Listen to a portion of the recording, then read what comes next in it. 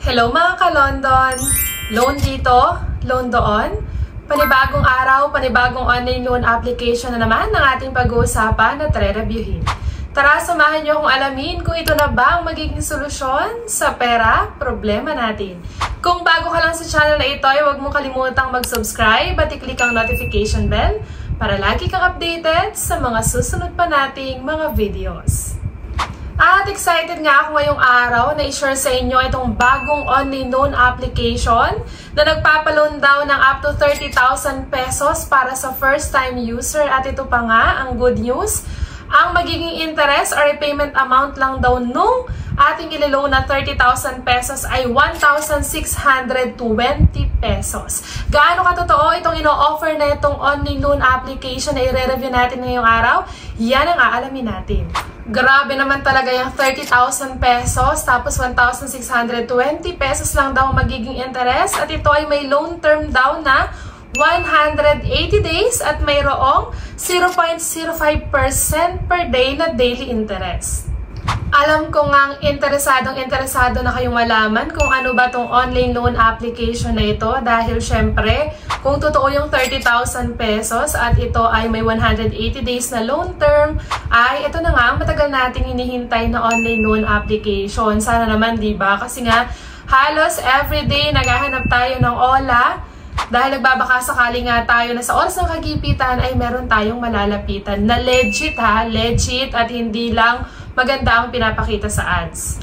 Pero syempre, bago tayo dumako sa ating review ngayong araw sa mga madalas ma-reject sa mga online loan application dyan at talaga namang naghahanap ng instant cash dito sa ating channel is namimigay tayo ng instant GCash giveaway sa maswerteng mapipili. Ano nga lang bang dapat mong gawin?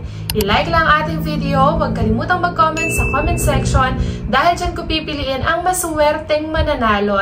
Nagkakaroon ka na ng idea sa mga online loan application and at the same time, may chance ka pang manalo. Ano pang hinihintay mo? I-like na ating video at mag-comment na sa comment section. At balik na nga tayo agad sa ating OLA for today. Ang bidang OLA ngayong araw sa ating review, siya ay walang iba kundi si Peso Manager. Sana nga, eto na ang makatulong na OLA sa atin, lalong-lalo na sa oras ng kagipitan. Ito nga palang si Peso Manager ay hindi available sa Google Play Store. Ito ay madadownload lamang sa App Store at ang mga iPhone users lamang po ang makakapag-download. And pagka-install ko nga dito kay Peso Manager, ito yung mga lumabas. So, Scenario Ledger, different scenarios, different ledgers. Meron ding nakalagay dito na Bill Calendar, keep track of your daily income and expenses. So, may pagganon pa tong OLA na to. And syempre, para tayo makapag-register or makapag-login dito sa OLA na ito, is kailangan nating ilagay yung ating active phone number para makapag-send sa atin ng verification code. And eto, pagka-login natin, nabago na agad yung price or yung ibinibigay sa ating credit limit. So, dito nga is 50,000 pesos na daw. And meron na lang siyang 121 days na loan term sa kanyang ads kasi is 180 days. At meron pa rin siyang 0.05% per day na daily interest. So, i-click na agad natin dyan yung apply now. And dito sa OLA na to, ito yung mga ID or recommended ID na pwede mong pagpilian sa pag-a-apply. Kasi one valid ID lang naman is pwede ka nang mag-apply. So, ito nga, pwede ang driving license, PRC, SSS, passport, postal ID, at UMID ID. So, pipili ka lang ng isa dyan. And pag nakapili ka na nga ng ID mo, so pipicturan mo yung harap niyan, and then merong facial recognition dito or facial verification to check kung ikaw ba talaga yung naglo-loan or nagamit lang yung ID mo sa paglo-loan. And after nyan is dito na tayo sa personal information. So kasama dyan education, kung ano bang natapos mo, marital status, kung ikaw ba yung married or single, number of credit cards, pag wala, 0 lang ilalagay natin, email address, dapat ito ay active at nakaka-receive ng messages. Kasama din yung gender, kung male or female, at syempre yung iyong complete address.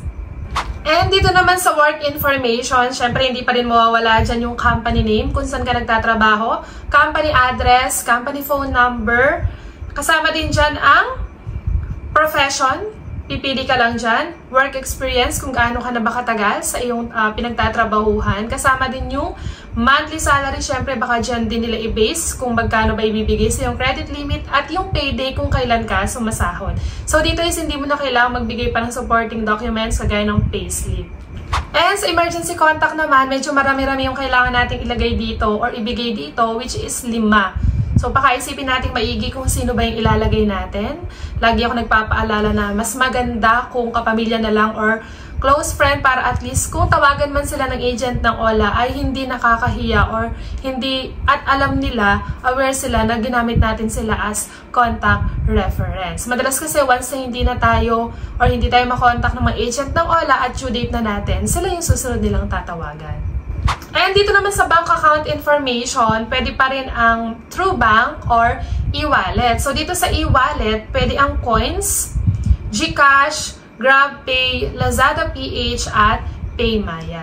And napakabilis lang ng ating review ngayong araw dahil dito na agad tayo sa pinaka-exciting part ng ating review, ang pinakahihintay nating part, kung na-approve ba tayo at magkano ibinigay sa ating credit limit. So dito nga is binigyan tayong credit limit na 4,000 pesos. And yung 4,000 pesos nga na yan is malaki na yan for first-time user compare sa ibang online loan application na na-review natin. So itong si Peso Manager ay binigyan nga tayo ng 4,000 na credit limit. At ang nakalagay dito is 121 days daw. So i-check natin kung 121 days talaga. So dito nga nakalagay, mahati sa dalawang pagbabayad natin. So yung unang pagbabayad pa lang is magbabayad na tayo ng 3,960 pesos.